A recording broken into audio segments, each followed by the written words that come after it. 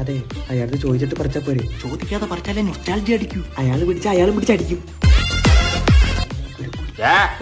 നിനക്കൊക്കെ മാവിന്ന് തന്നെ മാങ്ങ പറിക്കണം ഇല്ലടാ. പിന്നെ പ്ലാവീത് പറിക്കാൻ പറ്റൂ. നീ ആ പുത്തേത്തുള്ളില്ലടാ. നീയോ? ഞാൻ കുറച്ച് വടക്കെന്ന് പറയുമ്പോ തെക്കിന്റെ ഓപ്പോസിറ്റ്. നീ പടിഞ്ഞാറായിരിക്കും. എടാ നിനക്ക് 10-35 വയസ്സില്ലടാ. ഒരു കല്യാണമൊക്കെ വെച്ച് ലൈഫ് ടൈം സെറ്റിൽ ആവടാ. അങ്കിൾ എനിക്ക് സ്വന്തമായിട്ട് കാറുണ്ട്, വീടുണ്ട്, ബാങ്ക് ബാലൻസ് ഉണ്ട്. പിന്നെ എന്ത് പ്രശ്നോ? പക്ഷെ പെണ്ണില്ല.